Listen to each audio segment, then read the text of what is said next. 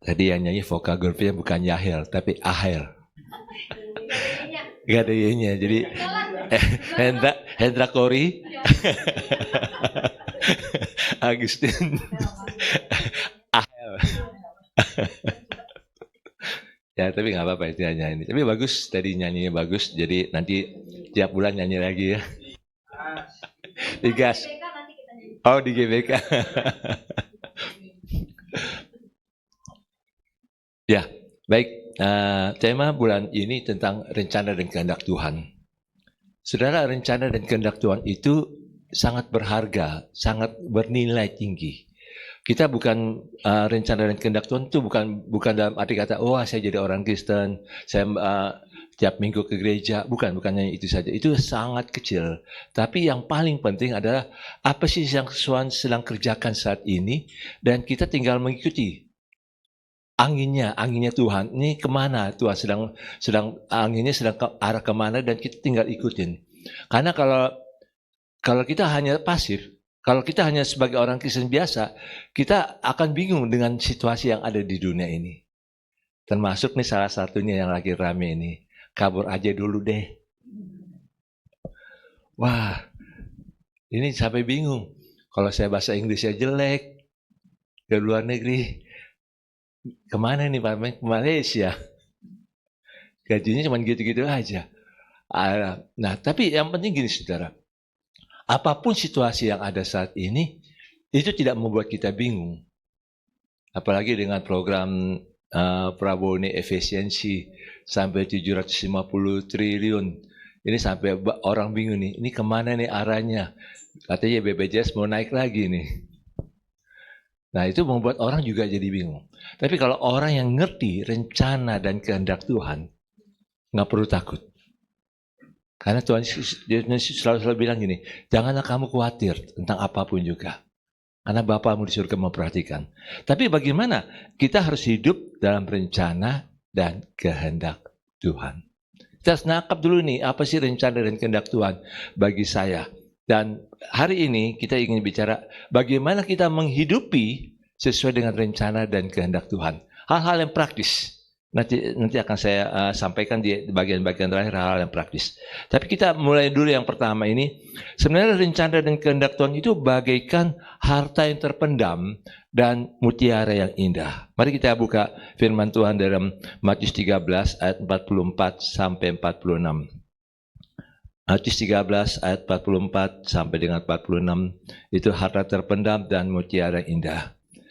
Sebelum sambil saudara membuka bagian Alkitab saudara, saya ingin jelaskan harta terpendam itu, kalau pada waktu zaman dulu saudara, orang-orang kaya menyimpan emas, perak atau uang, itu bukan di bank, bukan di dalam rumah, karena ada pencuri. Tapi mereka nanamnya digali tanah, dirahasiakan, digali tanah. Kenapa? Kenapa mereka gali tanah? Karena pada zaman itu kan sering perang. Kalau taruh di rumah perang habis. Tapi kalau misalnya mereka gali tanah, dipendam dalam tanah, nanti kalau misalnya ada perang, mereka balik lagi ke situ, mereka bisa cari lagi, mereka bisa tahu nih di mana nih. Itu harta terpendam.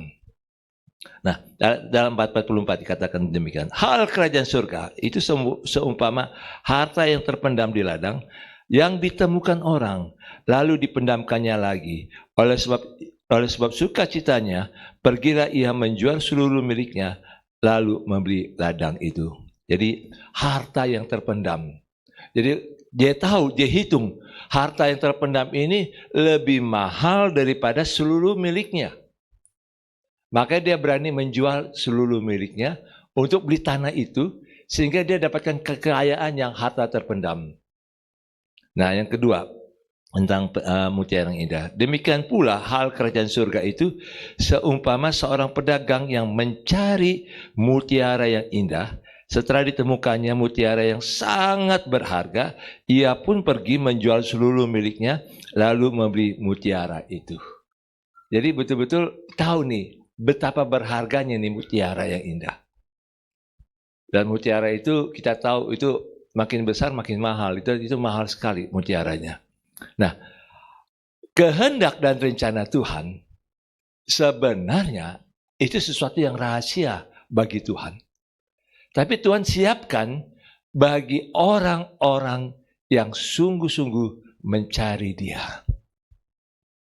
Bukan orang yang hanya datang pelayanan tiap hari Minggu, bukan hanya orang yang hanya baca Alkitab begitu saja tiap-tiap hari, tapi orang yang betul-betul rindu akan Tuhan, tahu apa yang memang Tuhan mau dia harus lakukan. Itu orang yang memang dia tahu bahwa ini rencana dan kehendak Tuhan itu mahal sekali. Terpendam, rahasia, menjadi satu rahasia. Dan pada waktu ditemukan, orang ini rela meninggalkan segala sesuatu, supaya apa? Mendapatkan harta yang terpendam ini. Rencana dan kehendak Tuhan ini harus terjadi dalam hidupnya. Nah, kita ingin lihat di sini. Mari kita buka Amsal 25 ayat yang kedua. Amsal 25. Mengapa rencana dan kehendak Tuhan itu seperti mahal harganya? Dikatakan demikian Amsal 25 ayat yang kedua. Amsal 25 ayat yang kedua. Dikatakan demikian. Kemuliaan Allah ialah merahasiakan sesuatu. Tapi kemuliaan raja-raja ialah menyelidiki sesuatu. Kemuliaan Allah ialah merahasiakan sesuatu. Jadi bukan Allah ingin menyembunyikan dari kita, bukan. Tapi kalau kita dekat dengan Tuhan, kita mencari Tuhan. Kalau kita berpikir, ini kenapa ada seperti ini Tuhan? Kenapa Prabowo harus efisiensi? Terus juga Donald Trump banyak pecat-pecat karyawan-karyawannya. Jenderal yang paling senior pun juga dipecat sama dia. Berapa hari lalu. Kenapa ini? Tentu kita tanya sama Tuhan. Tuhan, ini ada apa? Apa maksudmu?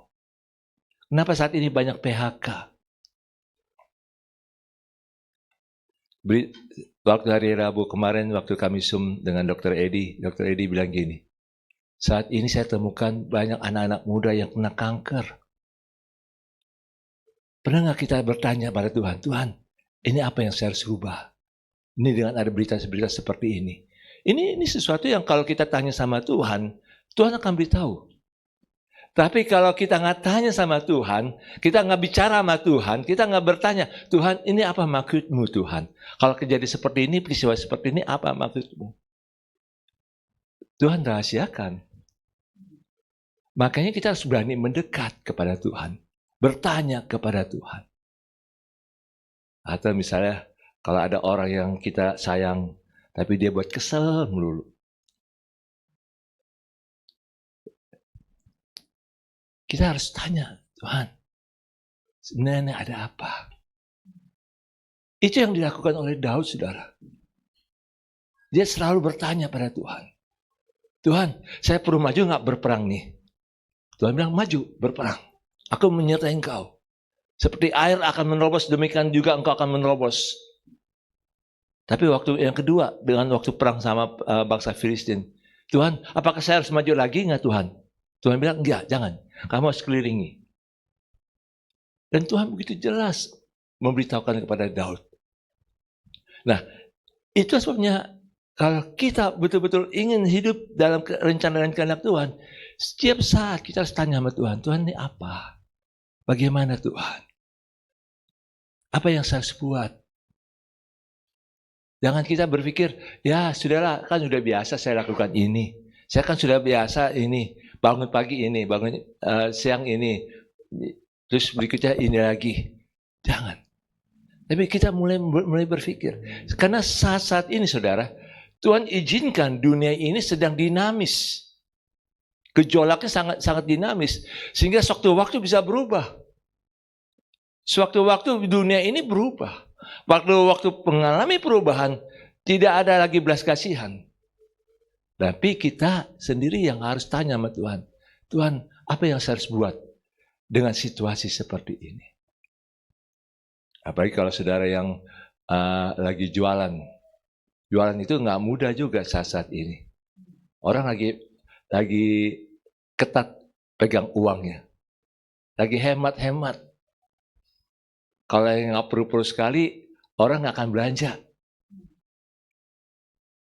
Jadi orang akan berpikir, ini perlu nggak nih ya? Apa yang harus dibuat? Strateginya. Itu artinya kita harus tanya sama Tuhan. Karena kemuliaan Tuhan ialah merahasiakan sesuatu. Tapi kalau kita mendekati Tuhan, Tuhan akan beritahu loh. Seperti bapak pada seorang anaknya yang mendekat kepadanya. Seorang anak yang selalu mencari perhatian, mencari perkenanan bapaknya. Demikian juga Tuhan akan memberitahukan apa sih isi hatinya dia. Berikutnya mari kita lihat dalam Lukas 10 ayat 21 sampai 24. Dan bersyukurlah kalau kita sebagai orang-orang yang mau menjadi murid Yesus, orang-orang yang betul-betul mau taat kepada Yesus. Nah, ini yang Yesus bukakan kepada kita untuk tentang rencana dan kehendak Tuhan itu akan diberitahukan kepada orang-orang yang sungguh-sungguh mengasihi Dia. Dalam Lukas 10 ayat 21 sampai dengan 24. Demikian firman Tuhan, Lukas 10 ayat 21 sampai dengan 24. Pada waktu itu juga bergembiralah Yesus dalam roh. Dulu perhatikan sini. Bergembiralah Yesus dalam Roh Kudus. Ada satu sukacita kalau rahasia dan kehendak Tuhan itu diberitahu pada pengikut-pengikutnya, pada murid-muridnya. Dan berkata, aku bersyukur kepadamu Bapa, Tuhan langit dan bumi, karena semuanya itu engkau sembunyikan bagi siapa? Orang bijak dan orang pandai.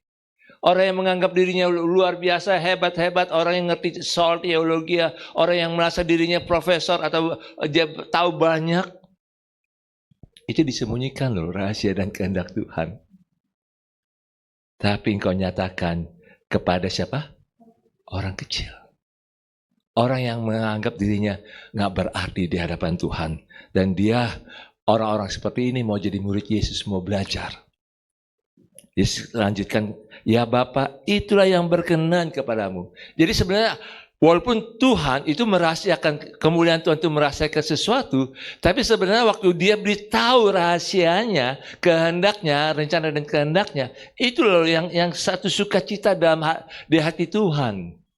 Asal kita mau mencari apa sih rencana dan kehendak Tuhan. Makanya dalam Efesus 5 ayat 16 itu katakan, usahakanlah engkau mengerti kehendak Tuhan. Dalam ayat 22, semua telah diserahkan kepadaku oleh Bapakku, dan tidak ada seorang pun yang tahu siapakah anak selain Bapa, dan siapakah Bapa selain anak, dan orang yang kepadanya anak itu berkenan menyatakan hal itu. Jadi rencana dan kehendak Tuhan itu hanya kita bisa dapat karena Yesus dan melalui Yesus. Bukan yang lain. Bukan dengan filosofi-filosofi tertentu, bukan dengan buku-buku yang lain, tapi dari Yesus. Kita betul-betul mengerti apa sih yang Tuhan mau dalam hidup kita. Dalam ayat 23, sesudah itu berpalinglah Yesus kepada murid-muridnya tersendiri dan berkata, berbahagialah mata yang melihat apa yang kamu lihat. Karena aku berkata kepadamu, banyak nabi dan raja ingin melihat apa yang kamu lihat, tapi tidak melihatnya. Dan ingin mendengar apa yang kamu dengar, tapi tidak mendengarnya. Artinya gini, Bapak, Ibu, dan Saudara. Yesus katakan pada murid-muridnya, nabi-nabi dalam perjanjian lama bernubuat tentang Yesus. Tapi murid-murid mengalami dan menyaksikan perbuatan Yesus. Murid-murid mengerti apa yang dikatakan oleh nabi-nabi dalam perjanjian lama tentang Yesus, tentang bagaimana Yesus itu menyembuhkan, menolong orang lain, membebaskan orang-orang yang terikat. Mereka lihat, mereka alami. Mereka alami. Para nabi menyaksikan aja dari jauh apa yang akan terjadi nanti ya. Makanya murid-murid berbahagia. Kenapa? Karena mereka tahu rencana dan kehendak Tuhan. Ini murid-murid loh.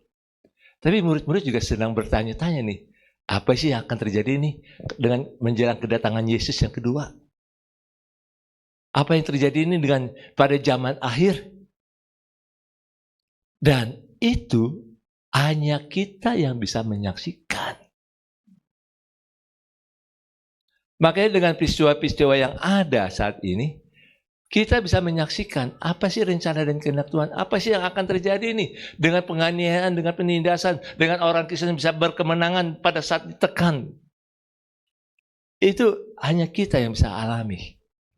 Dan murid-murid pada waktu itu, zaman dulu, 2000 tahun yang lalu, ingin tahu nih apa sih yang akan terjadi saat-saat ini. Tapi mereka nggak ngalami. Kenapa? Kalau kita nangkap apa rencana dan kehendak Tuhan dalam hidup kita.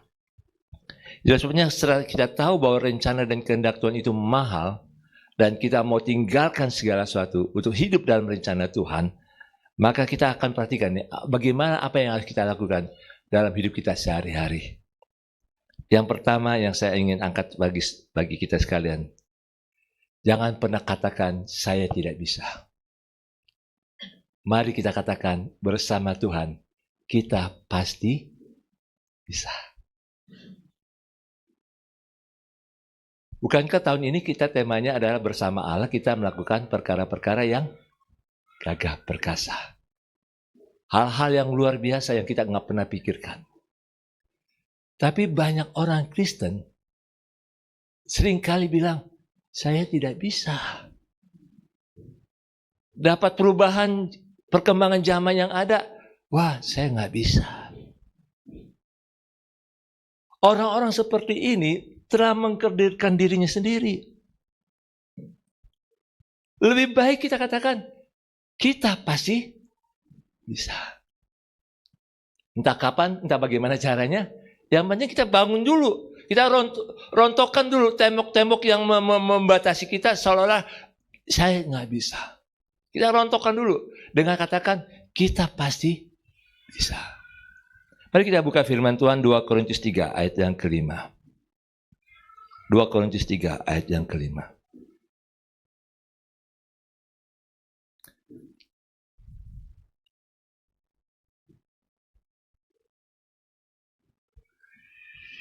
Dua Korintus 3 ayat yang kelima. Dikatakan demikian. Dengan diri kami sendiri kami tidak sanggup untuk memperhitungkan sesuatu seolah-olah pekerjaan kami sendiri. Tidak. Kesanggupan kami adalah pekerjaan Allah. Kita pasti bisa. Wah, ini susah nih. Ini susah. Kita udah membatasi diri kita. Tapi kalau kita bilang dulu, saya pasti bisa. Situ kita mulai berdoa, Tuhan, bagaimana caranya ya? Kita bisa tanya sama Tuhan, Tuhan, tuntun saya nih. Ini tantangan baru bagi saya. Ini nggak mudah bagi saya. Ini bukan saya banget. Tapi Tuhan tolong saya supaya bagaimana saya melewati semuanya ini bersama Engkau Tuhan. Di situ kita akan alami bersama Tuhan. Kita akan melakukan perkara-perkara yang gagah perkasa. Nanti pada waktu kita lewati, baru kita tahu, oh gini caranya. Oh ini. Karena banyak orang yang saya lihat, saya sedih sekali kalau ada orang yang bilang, saya nggak bisa. Rahasia Tuhan itu sangat penting. Tapi kalau kita membatasi diri dan tidak bisa, maka kita menolak rencana Tuhan dan kehendak Tuhan dalam hidup kita. Maka kita tidak bisa menghidupi apa sih rencana dan kehendak Tuhan dalam hidup kita dan bagaimana kita betul-betul mengalami pertolongan Tuhan untuk kita bisa lakukan apapun yang menjadi tantangan bagi kita saat ini. Tantangannya makin berat.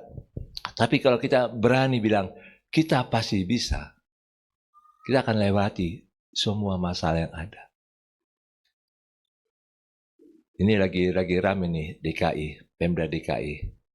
Air naik apa enggak?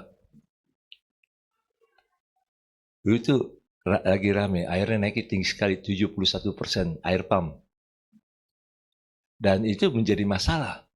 Anggota DPRD lagi protes nih, lagi minta, tolong itu SK-nya dibatalkan. Ini udah pada teriak-teriak. Ini hal yang kecil. Hal yang memang salah satu bagian dari hidup kita. Mungkin kita juga berpikir, waduh kalau kayak gini saya susah nih. Air ini kan sesuatu kebutuhan. Masa air dibatas-batasi ya? Atau misalnya mau cuci baju gitu, cuci piring. Udah dikit-dikit ya, tetes-tetes. Wah, itu nggak bisa. Tapi kalau kita melihat bagaimana caranya kita menyiasati semuanya ini, kita minta hikmat dari Tuhan. Kita pasti bisa melewati semuanya ini. Itu sebabnya kita belajar selalu membangkitkan iman kita. Karena kesanggupan kita itu karena pekerjaan Tuhan, bukan karena kemampuan kita. Kalau kita pasti bisa, karena apa? Karena ada Tuhan yang ada dalam diri kita. Tuhan yang memampukan kita untuk bisa apa ya? Kayak karet ya, di stretching. Karet itu saudara, karet gerang kalau saudara yang lihat itu bisa di stretching. Demikian juga hidup kita, ini kayak di stretching. Mental kita kayak di stretching. Dalam situasi-situasi yang memang tidak mudah. Karena setiap bulan selalu ada perubahan. Ada perkembangan-perkembangan yang memang, waduh, ini betul-betul membuat kita kayak shock. Tapi kalau kita jalan dengan Tuhan, pasti kita lewatin. Kita pasti bisa. Apa yang menjadi, coba nanti saudara buat daftar. Di rumah saudara buat daftar, saudara tulis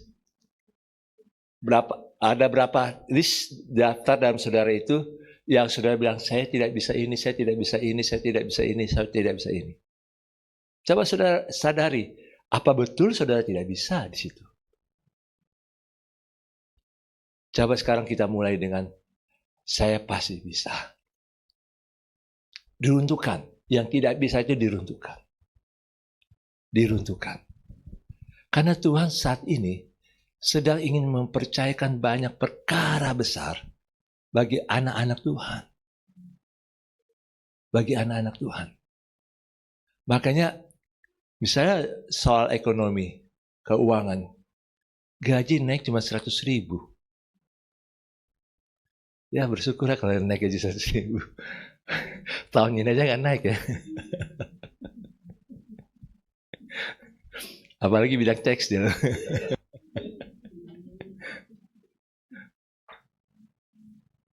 Tapi bagi kita, bagaimana caranya mengatasi semuanya ini? Minta hikmat dari Tuhan. Tuhan kira-kira apa sih?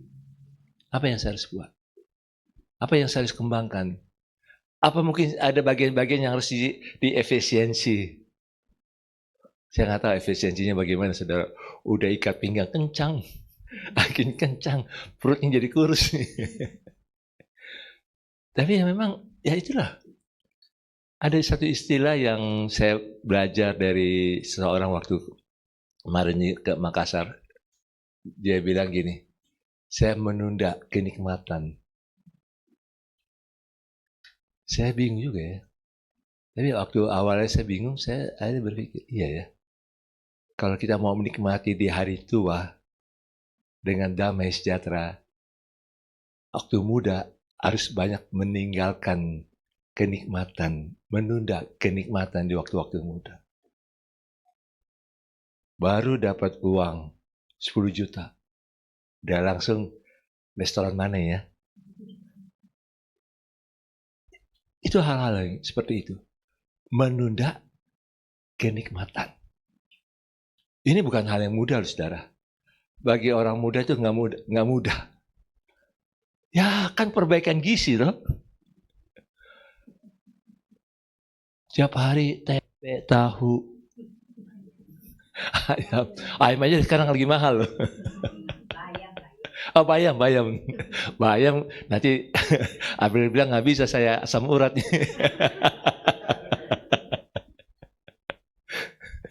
Iya. Tapi yang penting gini, saudara. Mari.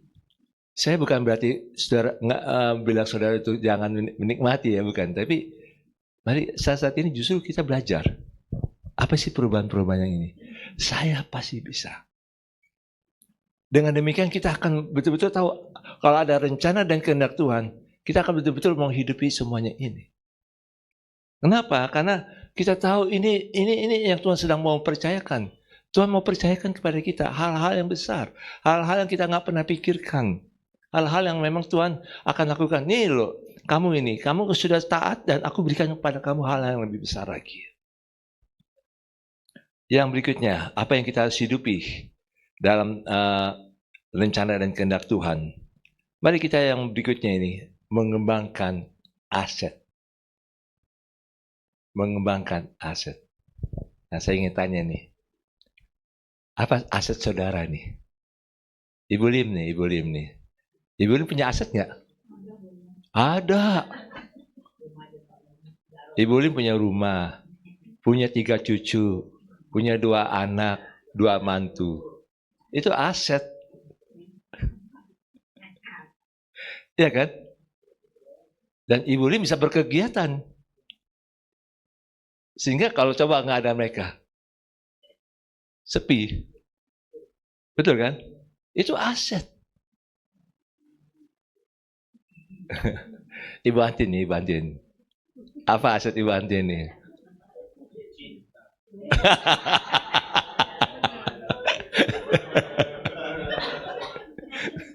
Ibu Antin apa nih aset Ibu Antin?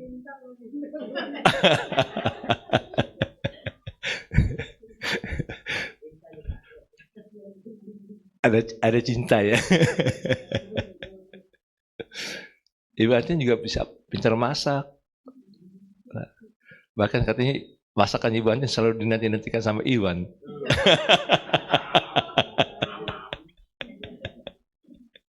Enggak, bukan itu maksudnya. Itu aset. Ibu Kumala apa nih aset Ibu Kumala ini? Banyak.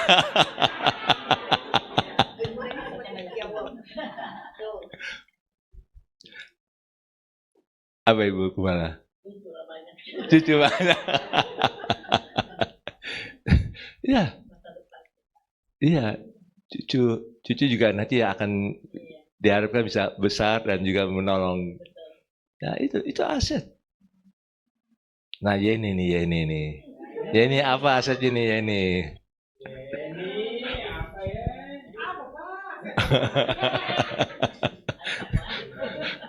Masa Yeni bilang AC?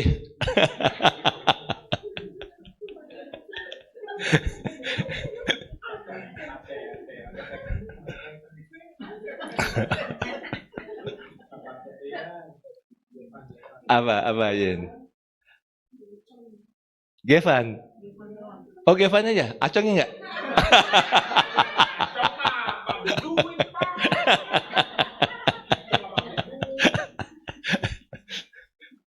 Apa Yen?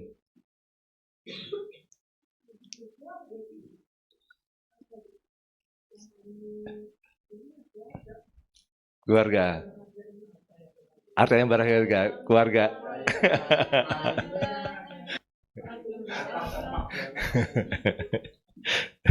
Saya ingin tanya sama Acong nih. Cong, betul nggak Cong?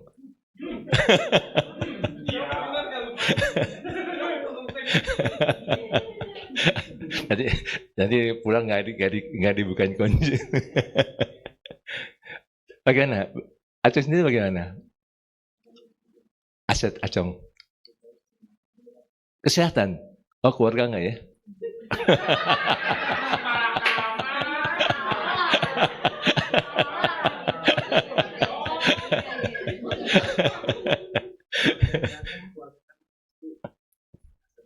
Oh, jadi kalau keluarganya sehat.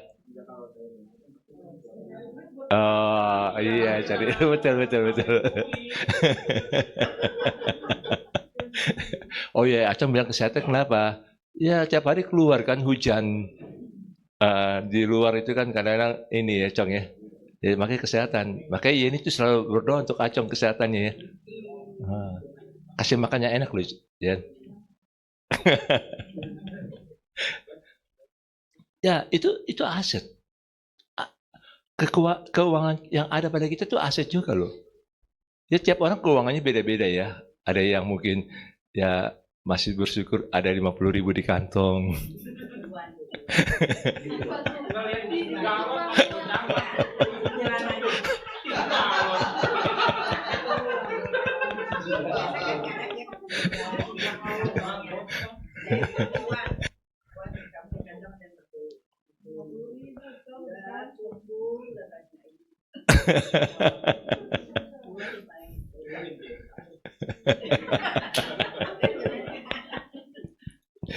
Dulu saya punya ada teman di Batam. Itu kalau selalu bawa uang di kantongnya itu, karena dia orang properti, pengusaha properti, selalu bawa di atas 20 juta. Wih, jawabnya itu boleh kali. Tapi sekarang bangkrut. 50.000 aja nggak ada. Aduh, kasihan. Dulu waduh loyal sekali dia. Artinya gini saudara, uang yang ada pada kita itu juga aset. Jangan bandingkan dengan orang lain. Asal kita bisa kembangkan dengan rasa syukur. Dan kita bertanggung jawabkan dengan yang ada. Makanya mengembangkan aset itu penting. Mari kita buka firman Tuhan. Lukas 16 ayat 10 sampai dengan 13. Lukas 16 ayat 10 sampai dengan 13.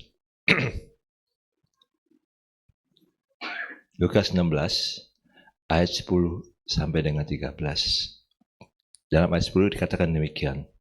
Saya ayat 10 dulu aja ya. Barang siapa setia dalam perkara-perkara kecil, ia setia juga dalam perkara-perkara besar. Dan barang siapa tidak benar dalam perkara-perkara kecil, ia tidak benar juga dalam perkara-perkara besar. Jadi kembangkan aset.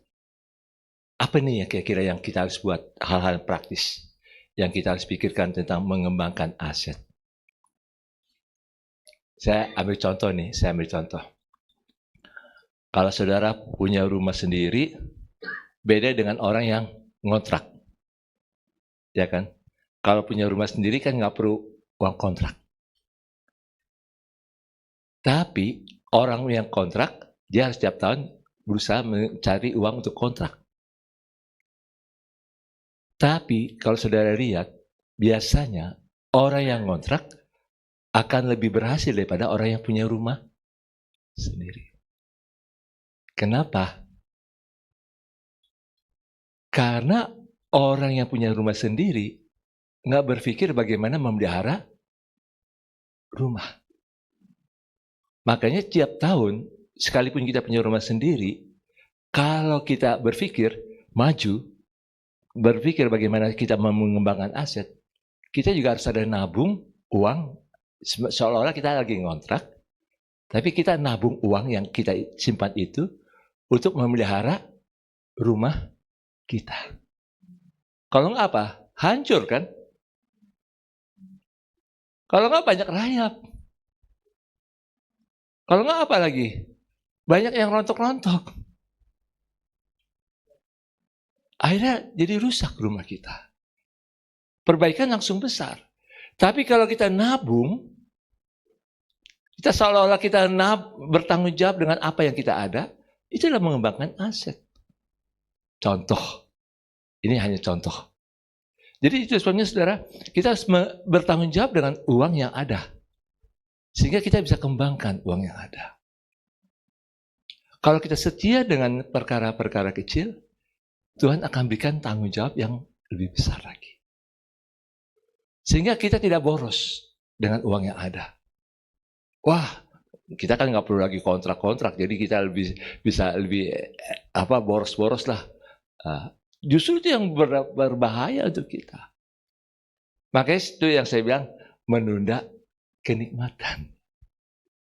Supaya apa? Kita bisa menikmati jangka panjang nanti yang akan datang. Kalau muda-mudanya itu memang loyal, foya-foya, itu nanti tuanya menderita. Dan itu yang tadi saya bilang itu, biasanya teman itu sehari dia bisa bawa 20 juta, sekarang untuk 50.000 aja udah susah. 50.000 aja udah susah. Kenapa? Karena dia tidak pernah menunda kenikmatan. Selalu ingin bagi-bagi uang kepada orang lain. Sebenarnya kita belajar. Mari kita kembangkan apa yang kita bisa kembangkan saat ini dalam diri kita. Keuangan yang ada, pekerjaan yang ada. Kita simpan itu. Tujuannya apa? Kita tahu nanti ke depan ini kita nggak jelas loh saudara. Dunia ini makin nggak jelas. Berapa income yang harus kita dapat nanti yang akan datang. Kita nggak tahu. Ekonomi dunia ini sedang goncang-ganjing. Terus juga kita berharap pada income dari gaji kita semata-mata. Janganlah. hanya dapat dari gaji sebulan setiap bulan, jangan. Kita harus berpikir bagaimana sih kita harus kembangkan potensi-potensi dalam diri kita. Makanya kita jangan berpikir saya tidak bisa, tapi saya harus bisa mengembangkan potensi yang ada dalam diri kita. Saya kemarin ke Garut. Kami ke Garut dengan seorang anak muda. Dia juga mau belajar, dia memang ahli pertanian dan dia juga mau sama-sama bagaimana mengembangkan pertanian. Saya juga berpikir, saya bukan petani, latar belakang saya bukan petani. Tapi dengan dia, saya bisa nyambung, apa sih yang harus dibuat. Kenapa? Karena dengan demikian kita bisa ngerti, oh ini. Kayak kita jangan bilang saya tidak bisa. Saya nggak boleh katakan dalam diri saya tidak bisa. Saya coba berpikir bagaimana saya bisa melewati ini semua. Saya belajar. Apalagi saat ini kita bisa belajar banyak dari Google, dari AI. Saudara mau cari informasi apa dari DeepSeek juga banyak sekali. Maaf nih orang tua ya, mungkin orang tua nanya DeepSeek itu apa itu. Itu AI yang untuk tanya apa saja.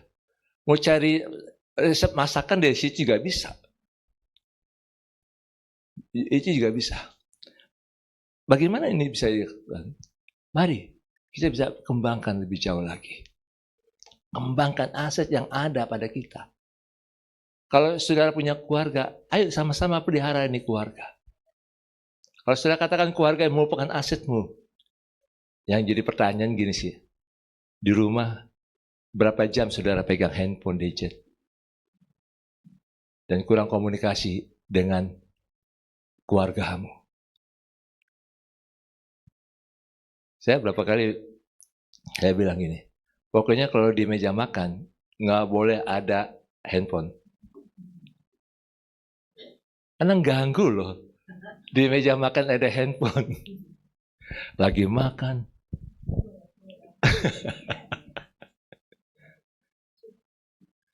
Kalau makan, sudah makan. Kok kayak gitu? Kadang-kadang kalau dibilang saya aset, keluarga itu adalah aset, padahal sih enggak. Gadget lebih aset.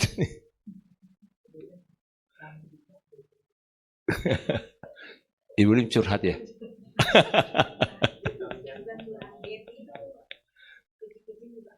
Oh.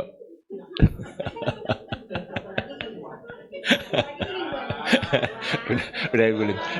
Selesaikan di rumah aja.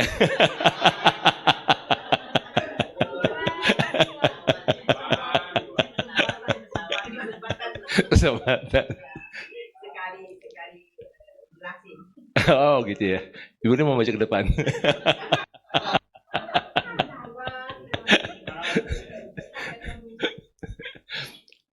Nggak, artinya di situ.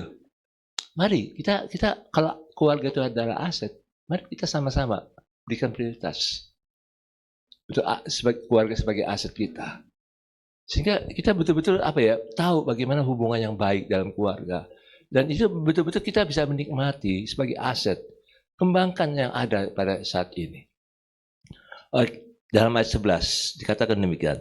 Jadi jikalau kamu tidak setia dalam hal mamon yang tidak jujur, siapakah yang akan mempercayakan kepadamu harta yang sesungguhnya?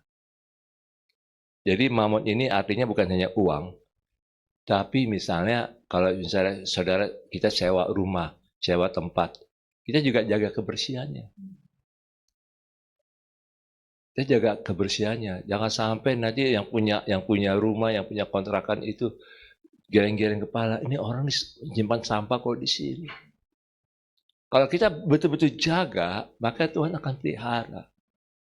Tuhan akan pelihara.